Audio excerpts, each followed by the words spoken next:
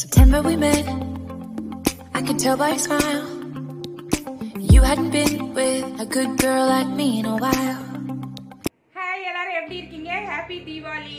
இன்னைக்கு வந்து ரவா லட்டு பண்ணிருக்கேன். ரொம்ப சூப்பரா வந்திருக்கு. ரொம்ப ஈஸி. நீங்க வந்து இத 1 hourல செஞ்சிரலாம். மிஷின்ல அரைச்சிட்டு வர டைம் தான் நமக்கு ஆகும். ரவாவும் சர்க்கரையும் கொடுத்து மிஷின்ல அரைச்சிட்டு வந்துட்டீங்கன்னா ஒரு 1 hourல லட்டு சூப்பரா ரெடி ஆயிடும். ரொம்ப ஹெல்த்தியாவும் இருக்கும், டேஸ்டியாவும் இருக்கும். வாங்க அது எப்படி செஞ்சேன்னு பார்க்கலாம். அதுக்கு முன்னாடி நம்ம சேனலை சப்ஸ்கிரைப் பண்ணி வச்சுக்கோங்க. கூடவே இருக்கிற பெல் ஐகானை பிரஸ் பண்ணி வச்சுக்கோங்க. வீடியோவை முழுசா பாருங்க. ஹேப்பி தீபாவளி. தீபாவளியை நல்லா பாதுகாப்பா கொண்டாடு. இன்னைக்கு வந்து ரவா லட்டு எப்படி பண்றது அப்படிங்கறத பார்ப்போம். ரவா லட்டு பண்றதுக்கு 1/2 கிலோ பாக்கெட்டா 2 பாக்கெட் எடுத்து வச்சிருக்கேன். 1 கிலோ ரவா.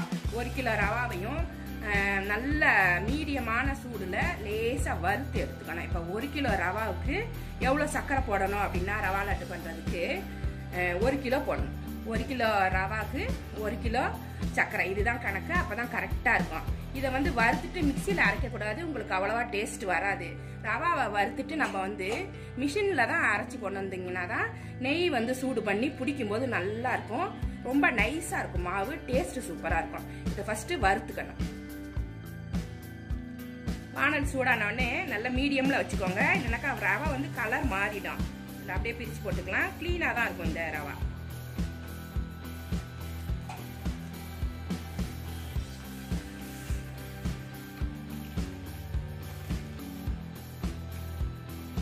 கொஞ்சமா ஏலக்காவும் போட்டு அரைக்கும் போது அரைச்சிக்கணும். இதுவும் எடுத்து வச்சுக்கோங்க. ஒரு 10 ஏலக்காய், 1 கிலோ ரவா, 1 கிலோ சர்க்கரை, ஒரு 10 ஏலக்காய். இதுதான் மிஷின்ல கொடுத்து நம்ம அரைக்க வேண்டிய பொருள். இது இப்போ ரவாவை வறுக்கணும். நல்லா வாசம் வர்ற வரைக்கும் வறுக்கணும். இந்த நடு பகுதியை கொஞ்சம் நல்லா பார்த்து கிண்டிக்கணும். நடுவுல தான் டக்குன்னு தீயும். அதனால அந்த இடத்த மட்டும் கொஞ்சம் நல்லா பார்த்து கலரிக்கணும்.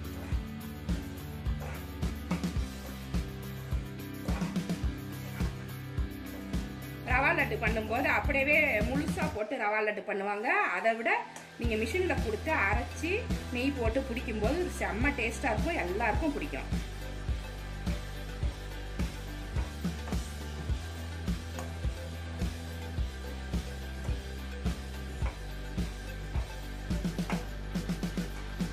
இந்த அளவுக்கு வறுபட்டா போதும். ரொம்ப நேரம் வச்சிருந்தீங்கன்னாக்கா கரிஞ்சு போயிடும். நல்லா வாசனை வந்துருச்சு, நல்லா பொரிஞ்சு வந்துருச்சு.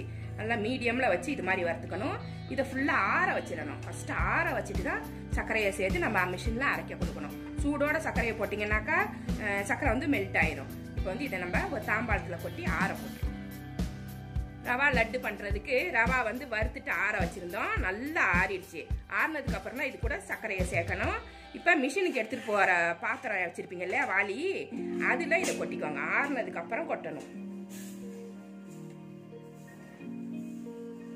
சூடா இருக்கும் போது சர்க்கரையை கொட்டக்கூடாது. சர்க்கரை வந்து மெல்ட் ஆயிடும்.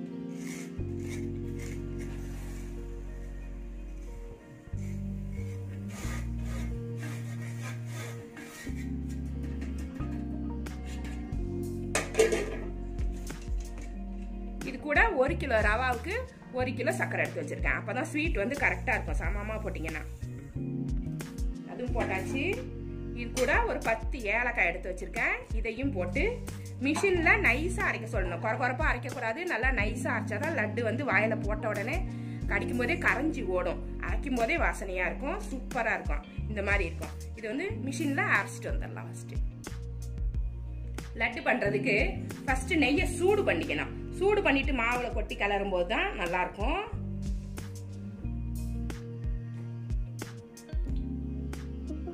நெய் தான் இதுக்கு முக்கியம். நெய்ல தான் இது பிடிக்க வரணும். இது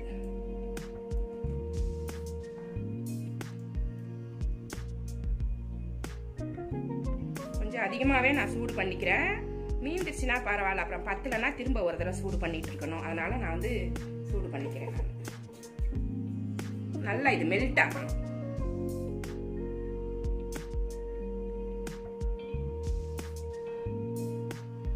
நெய் நல்லா சூடாயிருச்சு. கட்டி இல்லாம எல்லாமே கரைஞ்சிருச்சு பாருங்க. இப்படி சூடா இருக்கிற நெய்யை தான் நம்ம லட்டு பிடிக்க ஊத்தும் போது நல்லா பிடிப்படும். இதை எடுத்துட்டு போயிடலாம்.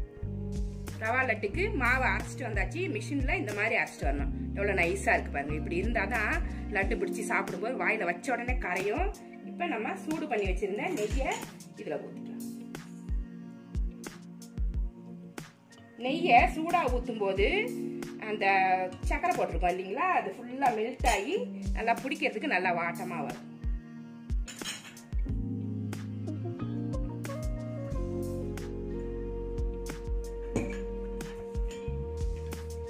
நெய்யை ஊற்றிட்டு கையை டக்குன்னு வைக்கக்கூடாது.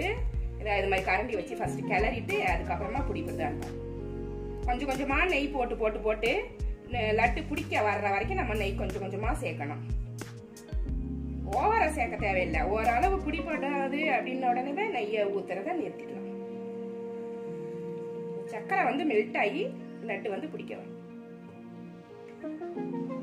முழுசா போட்டு ரவா லட்டு பிடிப்போம் பாத்தீங்களா, அதை விட இதுதான் பெஸ்டா இருக்கும். நல்ல டேஸ்டா இருக்கும்.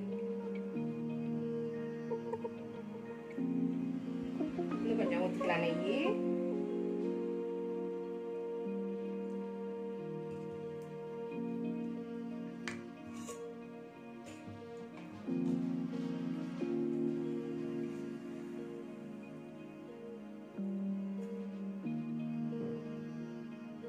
மாவு செதறாம கிளறிக்கணும். ஆறிடுச்சுன்னா கையால பிசைய வேண்டியதுதான். நெய் ஊத்தி பிசைய இந்த மாதிரி ஆயிடும். புட்டு மாவு மாதிரி ஆயிடும் மாவு. அப்புறம் இப்படி பிடிச்சிங்கன்னா உங்களுக்கு அழகா பிடிக்க வரும். வேற எதையுமே கலந்துடாதீங்க, நல்லா இருக்காது. முந்திரி பருப்பெல்லாம் போட்டீங்கன்னாக்கா லட்டு உடையும். அதனால முந்திரி பருப்பெல்லாம் நம்ம போட வேண்டிய அவசியமே இல்லை. இது மட்டுமே தான் டேஸ்டா இருக்கும். இந்த மாதிரி என்ன பண்ணணும், எவ்வளவு பெருசு நம்மளுக்கு வேணுமோ, அடி மாவுலாம் கொஞ்சம் கலக்காம இருந்துச்சுன்னா அதுக்கு கொஞ்சம் நெய் போட்டுக்கலாம். இப்போ மேலாப்பெல்லாம் நல்லா போட்டு பிசைஞ்சிட்டேன். அடி வரைக்கும் கலந்து பிசைஞ்சிக்கோங்க. அடியில் கொஞ்சம் கலக்காத மாவுக்கு கொஞ்சம் நெய் எடுத்து வச்சுக்கோங்க. லாஸ்ட் மாவுக்கு கொஞ்சமாக ஊற்றிக்கலாம். ஊற்றிட்டு பிடிக்கலாம். இவ்வளோ மாவு எடுத்துக்கிறேன்னு வச்சுக்கோங்க. இது அழகாக கெட்டியாக பிடிக்கணும். நல்லா அழுத்தி பிடிக்கணும், இல்லைனாக்கா உடஞ்சி போயிடும்.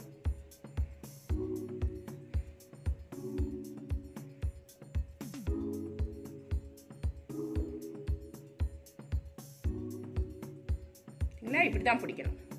இந்த மாதிரி லட்டு பிடிச்சி எடுத்து வச்சுக்கலாம். ரவா லட்டு சூப்பரா இருக்கும். இந்த மாதிரி பிடிக்கலாம். முந்திரி பருப்பு போட்டீங்கன்னா அப்படி பிடிக்கும் போது அது உடைய சான்ஸ் இருக்கு. அதனால நாங்கள் முந்திரி பருப்பெல்லாம் அதை போட மாட்டோம். இதுக்கும் போட மாட்டோம், பாசி பருப்பு லட்டுக்கும் போட மாட்டோம். எவ்வளோ அழகா பிடிக்க வருது. நெய் காய்ச்சி ஊற்றணும் பார்த்தீங்களா, அது வந்து கரெக்டாக நெய் போட்டுட்டோம் அப்படின்னா கரெக்டாக பிடிப்படும். நெய் பத்தலைன்னா பிடிப்படாது.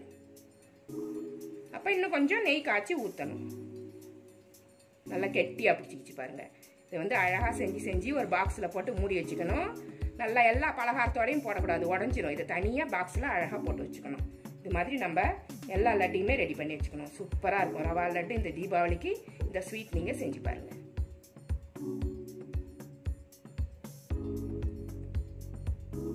அவ்வளோதான்.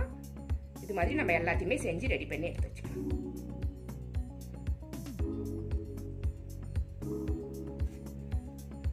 இது மாதிரி எல்லா லட்டையுமே நம்ம ரெடி பண்ணிக்கணும்.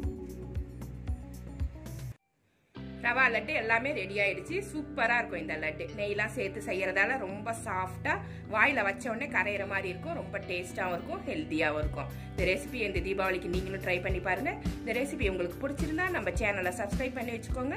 கூடவே இருக்கிற பெல் ஐக்கானையும் பிரஸ் பண்ணி வச்சுக்கோங்க. லைக் பண்ணுங்க, ஷேர் பண்ணுங்க, கமெண்ட் பண்ணுங்க. இவ்வளவு நேரம் என்னோட வீடியோவை பார்த்த எல்லாருக்குமே நன்றி. Thank you friends.